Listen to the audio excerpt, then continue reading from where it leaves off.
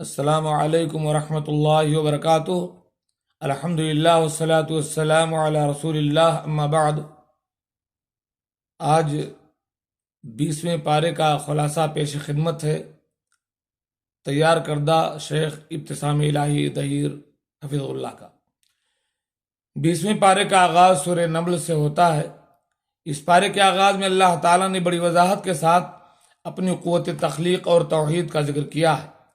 اللہ تعالیٰ فرماتا ہے کہ اللہ کے سوا کون ہے جس نے زمین و آسمان کو بنایا ہو اور آسمان سے پانی اتارا ہو جس کی وجہ سے مختلف قسم کے باغات اگتے ہیں، اور فرمایا کون ہے جس نے زمین کو ٹھہراؤ اور قرار دیا ہو اور اس میں پہاڑوں کو میخوں کی طرح لگایا ہو اور اس میں نہروں کو جاری فرمایا ہو۔ کیا اللہ کے سوا بھی کوئی الہ ہے؟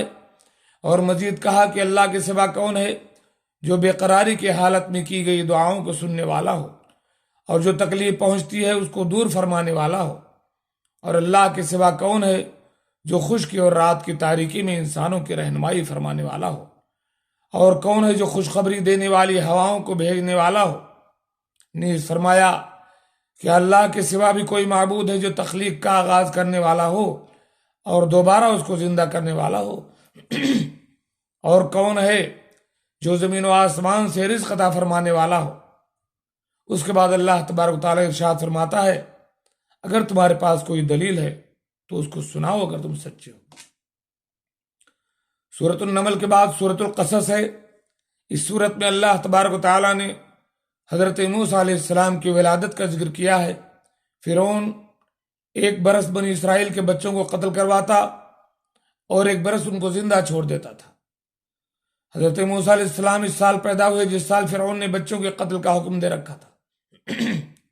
اللہ تعالیٰ نے موسیٰ علیہ السلام کی والدہ پر وحی کو نازل فرمایا کہ ان کو دودھ پلائیں، اور جب خدشہ ہو کہ فرعون کے ہر کارے آ پہنچے تو ان کو جھولے میں لٹا کر سمندر کی نہروں کی نظر فرما دیں۔ حضرت موسیٰ علیہ السلام کی والدہ نے ایسے ہی کیا۔ جب خطرہ محسوس ہوا تو ان کو جھولے میں بٹھا کر سمندر کی لہروں کی نظر فرما دیا۔ سمندر کی لہروں نے جھولے کو فرعون کے محل تک پہنچا دیا۔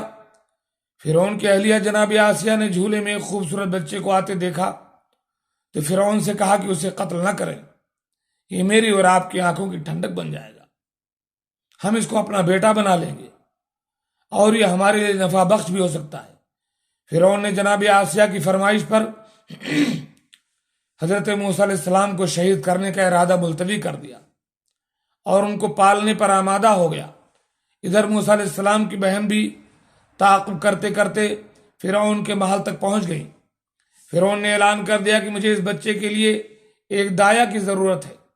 بہت سی دایوں نے جناب موسیٰ کو دودھ پلانے کی کوشش کی، مگر اللہ تعالیٰ نے دیگر تمام دایاؤں کی دودھ کو موسیٰ علیہ السلام پر حرام کر دیا۔ یہاں تک کہ جب موسیٰ علیہ السلام کی بہن آگے بڑھی اور کہنے لگی، کیا میں آپ کو ایک ایسے خانوادے سے آگاہ نہ کروں جو آپ کے لیے اس بچے کی کفالت کرے؟ فرعون نے کہا اس خاندان کو بھی آزمانا چاہیے۔ حضرت موسیٰ علیہ السلام کی والدہ فرعون کے محل پہنچی اور جب انہوں نے موسیٰ علیہ السلام کو اپنی گود میں لیا تو حضرت موسیٰ علیہ السلام نے فوراً دودھ پینا شروع کر دیا۔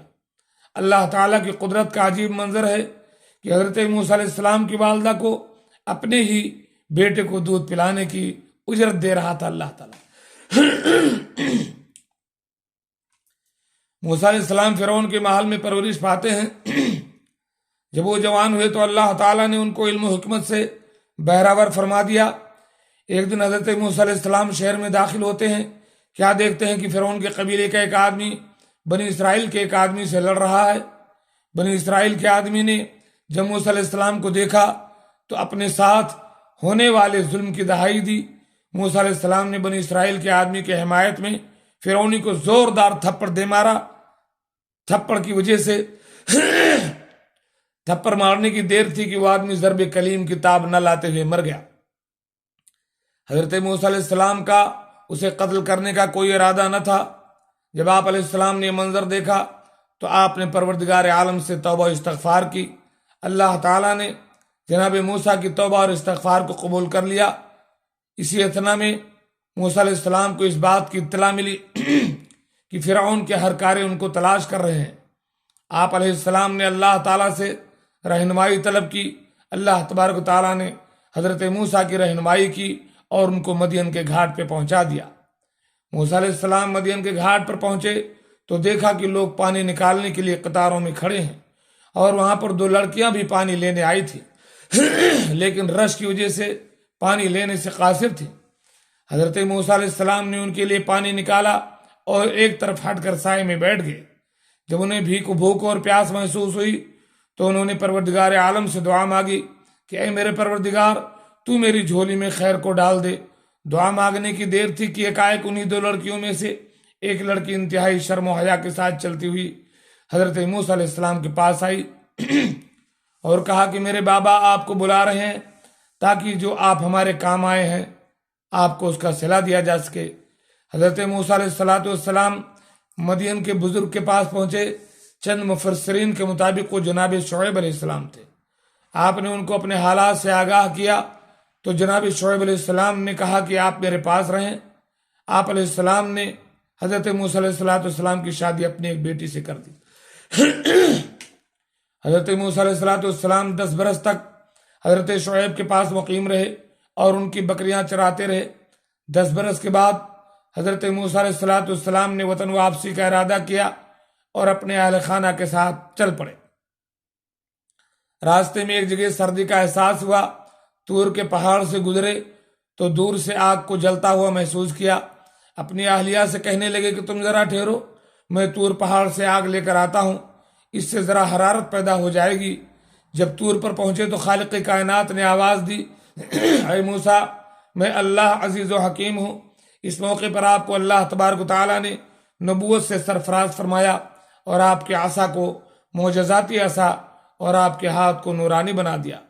جناب موسیٰ علیہ السلام نے اللہ کی بارگاہ میں دعا مانگی کہ اے پروردگار، میرے بھائی ہارون کو بھی نبوت عطا فرما دے، اس لیے کہ وہ خطابت اور بلاغت کی صلاحیتوں سے مالا مال ہے۔ اللہ تعالیٰ نے آپ کی دعا قبول فرما لی۔